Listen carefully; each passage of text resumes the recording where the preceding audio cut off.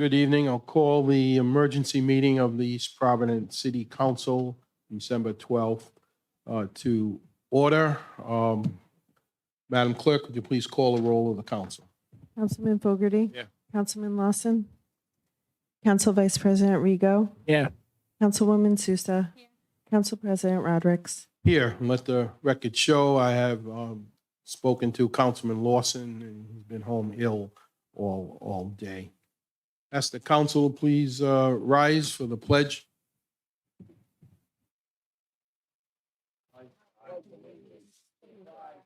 United States of America, to the republic which stands one nation under God, indivisible, with liberty and justice for all.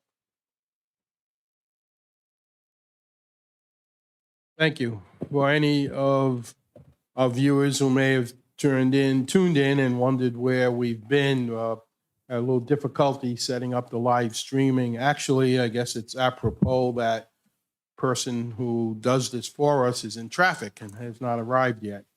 But we thank Patricia Rezendi for getting us going today. So in order to start the meeting, I would state that due to the unprecedented nature and the emergency situation of the bridge closure, it is asked that the council seek and have this emergency meeting without the normal 48-hour period of notice to the general public. And in order to do that, to respond to the community quickly, we needed to try to schedule this. So we'll call for a vote of this council for permission to actually start this emergency session. And I would ask City Clerk if under council members you could read number 1, and then I would entertain a motion and a second and a vote. Vote of the City Council to conduct and hold an emergency meeting pursuant to Rhode Island General Law 42-46-6C to address an unexpected occurrence that requires immediate action to protect the public and statement on the record as to why the matter must be addressed with less than 48 hours public notice. Mr. President, I move acceptance of the emergency code of the state of Rhode Island.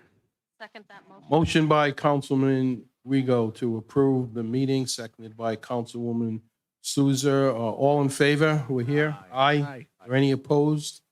The ayes have it. So it's 4-0 approval to start the meeting. So I would start off by saying the purpose of this meeting is not for the East Providence City Council to engage in any micromanaging of the emergency situation that exists. However, each and every one of us has been involved since being notified of this emergency yesterday. We've all been involved with the situation. We've been meeting with the mayor and the mayor's staff, police, fire, and state police, as well as state DOT.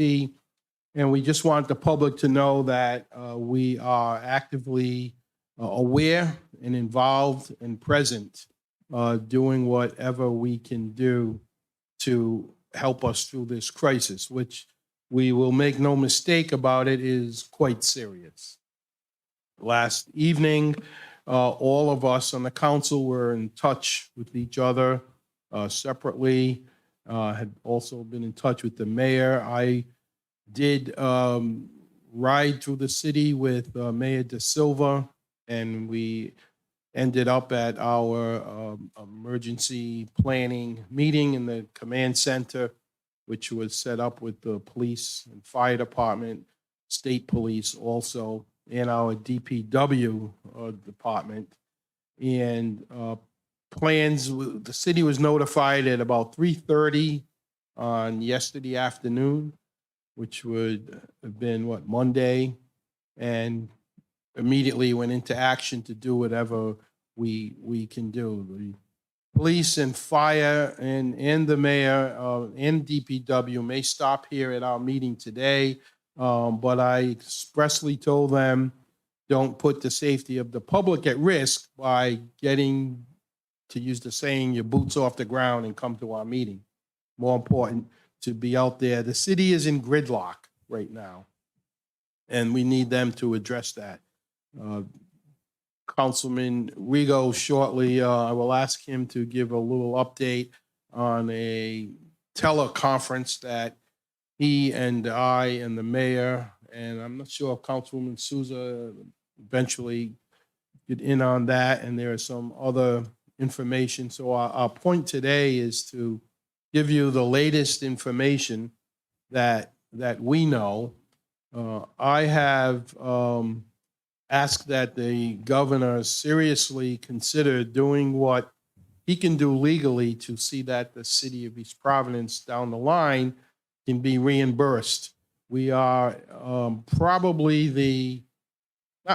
but we are the city most impacted by this disaster. Let me also say, though, that we are very glad that we averted what could have been worse. Having that bridge collapse and falling into the Providence River is certainly not any better than the gridlock we're having now. So there was no good remedy to what we are facing. But our police and fire are outstretched. Just today, it was announced that finally an emergency vehicle only lane has now been opened up, so we can get to the area hospitals in Providence. It's not the best. It has to be one rescue at a time, as I understand, but it's better than having our rescues fight through traffic.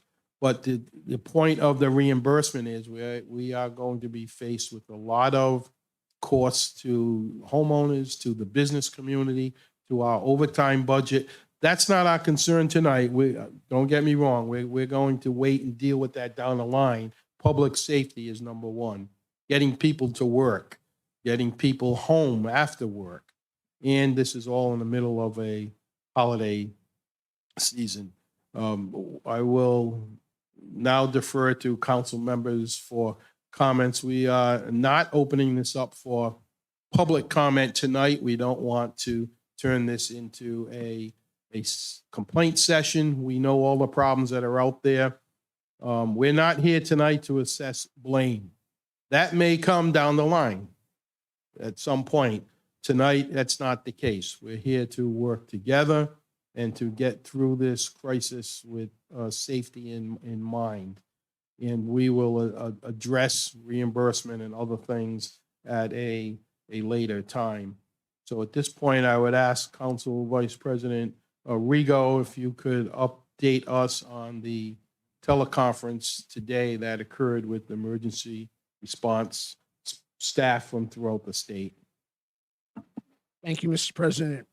As you said, council leadership, along with Mayor Bob DeSilva, were on a conference call this afternoon with the governor, the DOT director, the superintendent of state police, and there were various city officials from other city and towns were on the call as well.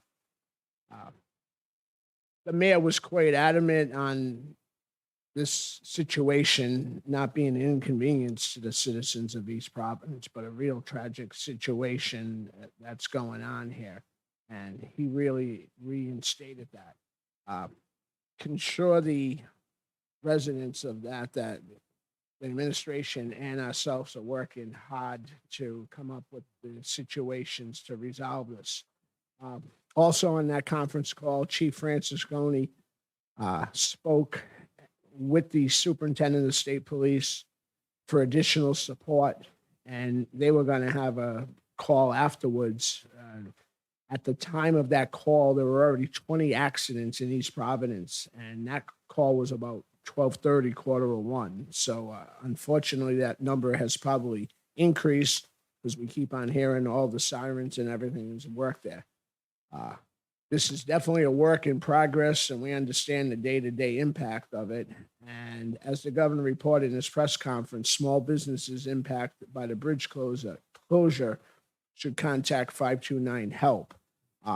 Also, since then, about 25 minutes ago, Congressman Gabe Amo called me and said that he's been working all day with the White House and Secretary Pete Buttigieg to come up with solutions. As you said, the bridge, thank God, didn't collapse into the Providence River. So it's not a state of emergency, but there are funding that they're looking to do to get us the proper course of action to take away from the cost that it might cost with the city. And also, when Councilwoman Souza and myself were with Mayor De Silva recently, and also Patricia, that the state tomorrow is going to pay for 15 details. So that will help eliminate some of the issues that we face with the police department right now. That is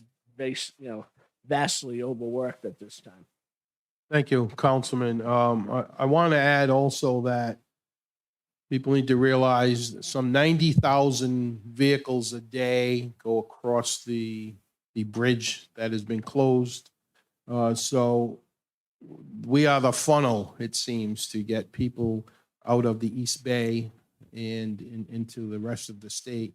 And I also want to mention that our staff has, I don't think, gone to sleep yet from yesterday afternoon. DPW Director Dan Borges was at our command center last night and had made arrangements. Here's a quick example: to have the Home Depot in Somerset, Mass, stay open for him so he could go and get some plywood supplies. The DOT didn't have quite enough that we needed. And so those are the types of things that are being done. And that's why they're not here tonight. Hopefully Dan maybe is home getting a breather before he gets back out there. This time, would we defer back to the council, Councilwoman Souza? Thank you, Council President. So as the community knows, the situation in our city impacts greatly the center of the city, which is my representative ward. And I have been out there speaking with business owners, walking the streets, trying to think of different ways to help the administration and all those involved come up with a solution to help mitigate and minimize the effects that it has had on our city. So it's not only affected our travel, it's affected our school system and the children getting to and from school. It's affected our business owners. I've had multiple conversations with them today and how distraught they are that this is a loss in the last 48 hours for their business.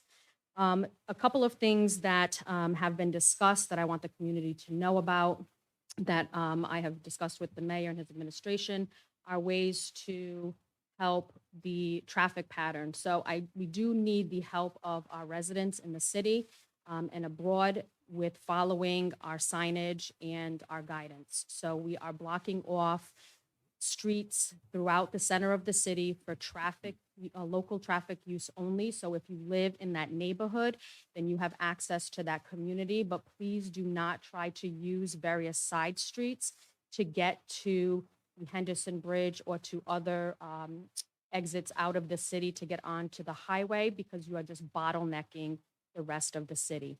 Another big issue that our traveling vehicles are doing is we're closing off intersections. So really driving 101, you're not supposed to block driveways, you're not supposed to block intersections, entry points and exit points throughout streets or businesses, because that then bottlenecks other areas in the city. So if you leave, we're not moving, right? We're all going about 1 to 2 miles an hour down Taunton Avenue, Broadway, Pawtucket Avenue, Waterman Avenue, Warren Avenue. Please leave a car length between those intersections so that other oncoming vehicles coming from a different direction or people trying to get home, get to the schools to pick up their children can continue the flow of traffic throughout the city. That will help reduce some of that congestion that we're seeing. Cars are not allowing other cars off of these side streets onto the main road. and that is bottlenecking all the side streets in the community. So now you have residents who cannot enter their homes, they cannot leave their homes, again, causing utter chaos in the city. Please be mindful. We are all going to get to where we need to go. Plan accordingly. Allow for an extra hour right now for time of travel, depending on where you have to go. Seek other alternatives, going towards different routes, like towards Pawtucket, getting onto the highway off of Homestead Boulevard, off of Newport Ave. I did speak with the mayor of an option that he is going to be bringing to the state that may allow us to change the traffic pattern on the highway with our current off-ramp into the city, reversing that traffic pattern to be an on-ramp to dump into India Point Park, so reversing the traffic that way. So that's a discussion point that the mayor is going to be discussing with the state to see if that's feasible. Again, to just get some of the traffic off of Taunton Avenue and the Vets Parkway, which are largely congested, into that area while still maintaining the use of the Henderson Bridge, which again is moving slowly. But I think if we're mindful and give people a chance and try not to rush, then we can flow the traffic smoothly instead of bottlenecking the whole city, which is causing catastrophe. And then nobody's getting anywhere.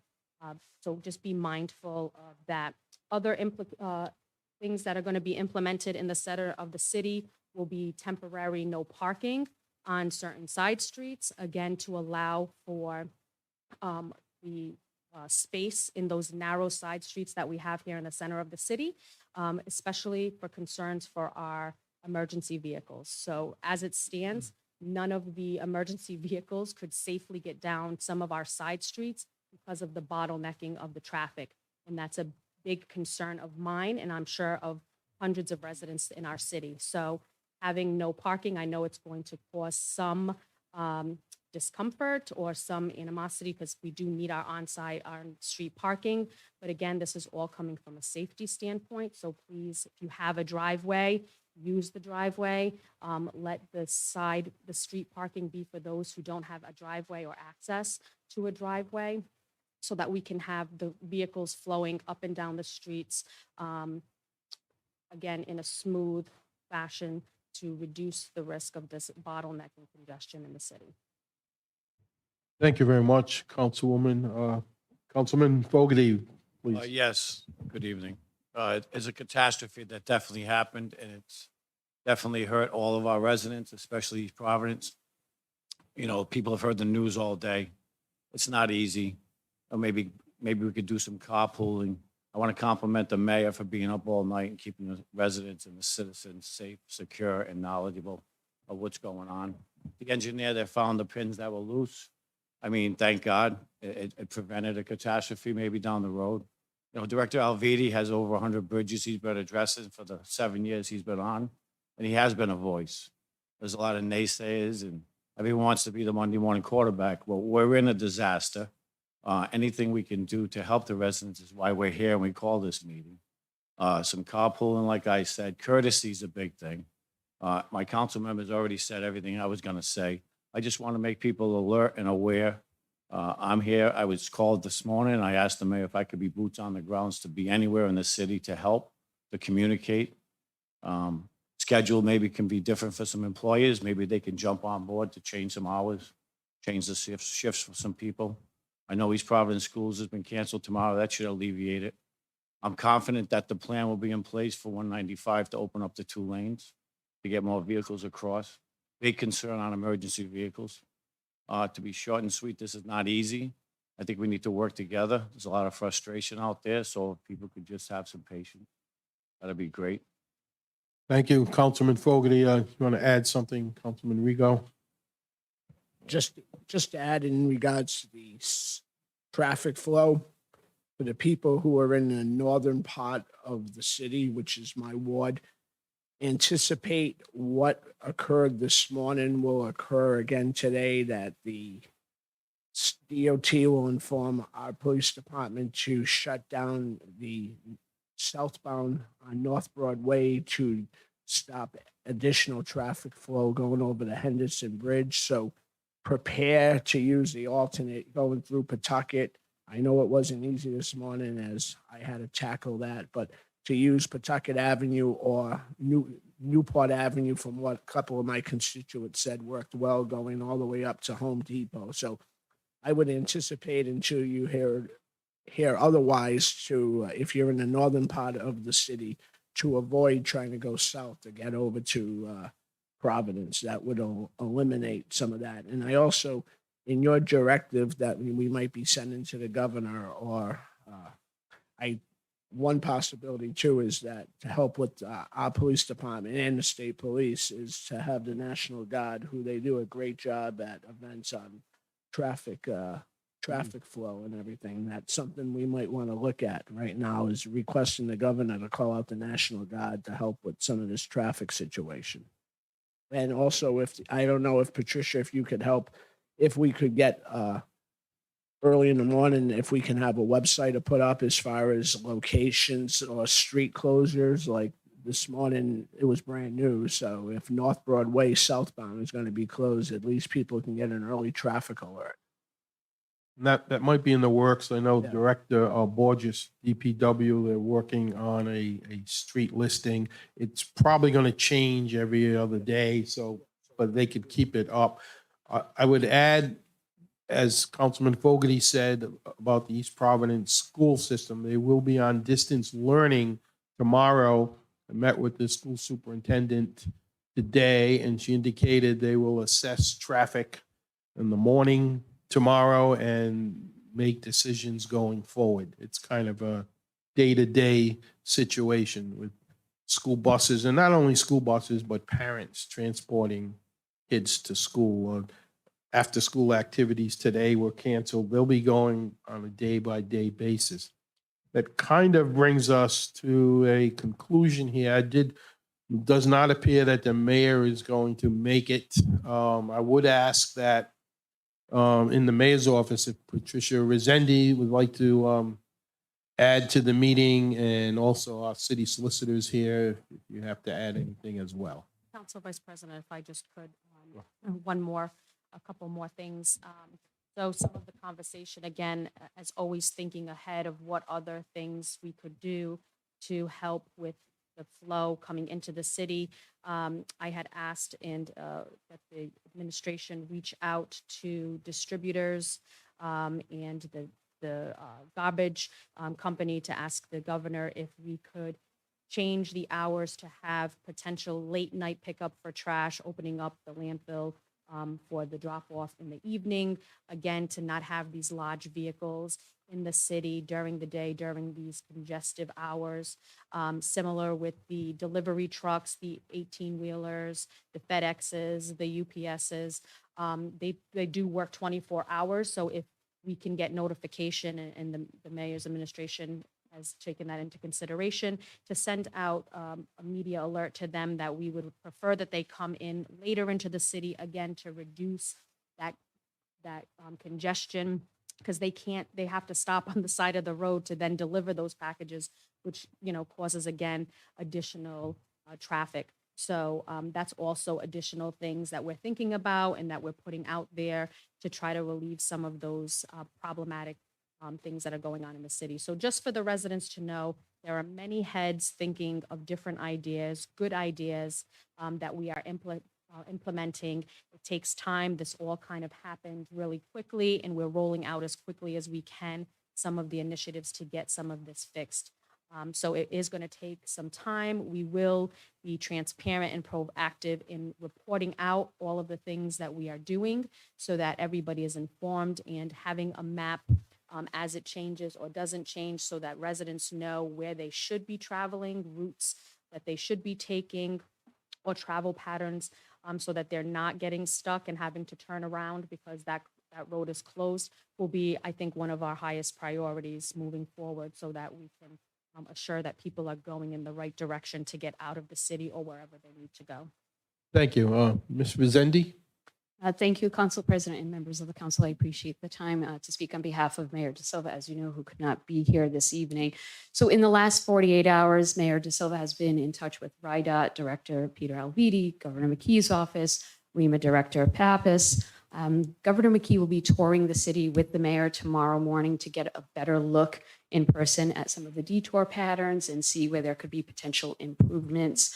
Again, everyone has been collaborating, as you said, through this morning's meeting as well. So most of the information the council has provided, but just to reiterate some of the things that weren't mentioned or to share. So in terms of communication to the residents, we do have an emergency alert on our website that went up immediately after we were notified of the changes. On that website and on that media alert is a detour map. We will be updating it as there are any kind of changes, but that's through RIDOT for those specific detours that were available to us. In terms of business, we are working with Secretary Tanner with the Commerce Department to help small businesses in the area recoup any losses to their businesses. Obviously, the traffic, people not being able to visit their business is having an impact. We are creating a form that will be available also on our website. We are encouraging our local businesses to log in and to provide all their information so that way we can give that to the Department of Commerce, who will be asking for help from at the federal level through the Small Business Administration to get some help for our local businesses who've been negatively impacted by the closing of the bridge. Just to reiterate a few things that some of the media has asked earlier, and then the council may or may not be aware of. So in terms of the police department, we've added additional manpower. There were 35 detail officers in the last 24 hours who have come back to help out and to man all of the intersections that we've talked about. Again, state police, we've been asked for more support. On the fire side, we have 5 rescues on the roads. We have 3 rescues that normally operate 24/7. A 4th rescue that operates 9 to 5:30 p.m. That one is now 24/7. We have added an additional 5th rescue, which is also operating on a 24/7 capacity. Again, just to reiterate, a travel lane was to be open today for emergency vehicles. We did get a lot of inquiries about that as well. I'm going to skip over the school because you handle that distance learning happening. The superintendent on a call did say it's going to be day by day. I know her greatest concern was not only getting the students to school, but getting them lunches. We often don't talk about the meals. There are kids who don't get a meal if they're not in school. So she's taking each day, day by day. In terms of our DPW, they have closed off all the side roads, as Councilwoman Souza mentioned. Again, we'll probably be putting out some additional signage and then putting up those signs as the Councilwoman mentioned. In addition, that hasn't been mentioned is the senior center. We've kind of halted the rides at this point just to, again, take some of the vehicles off the road. But again, I just want to reiterate that the administration is collaborating with the council and all state agencies to, really help everyone out. So our doors are open, our calls, and we also are encouraging residents to please subscribe to our newsletter. On our site, you could go to eastprovinceRI.gov and not only subscribe to the newsletter with emergency alerts, but also if you are not registered on our Code Red alert system, please do so because that's important. People are on the road, they'll get the Code Red. If there's something changes and they're in the car, stuck for a while, they can read that update and get that emergency alert. And I think that is it, so thank you. Thank you. Any Very helpful. The solicitor, do you have anything to add? Nothing to add. I would just encourage people to please obey the street signs that have been put in across from City Hall. A bunch of side streets have been closed. Please do not enter. Just 10 minutes before this meeting, I was looking outside and people were going around the sign. So we need people to cooperate because with their cooperation, we can get this gridlock to move more smoothly. But if you don't obey the signs, we're not going to get anywhere. So I would encourage people to please obey the law and obey the emergency signs that have been put up. Thank you. And to reiterate, Councilman, please. and I witnessed the same thing. And you know what you're doing? The bottleneck is all the way back for the people that are trying to go home to Massachusetts. And you're cutting down the side streets that you never used before, so you don't know where you are. And I've seen 7 cars turn around just to go back into the same line of traffic. And it is a gridlock. So patience, know where you're going, follow the rules. Thank you very much. Thank you. I appreciate the council meeting on quick notice, and a reminder that we do have a regularly scheduled meeting next Tuesday evening. I'm sure we will be discussing more of this again, and there will be public comment available that night. At this time, hearing nothing else, is there a motion to adjourn? Motion to adjourn, Mr. President? Motion by Councilman Rego, seconded by Councilwoman Souza. All in favor? Aye. Aye. Any opposed? The ayes have it. Meeting is adjourned. Thank you.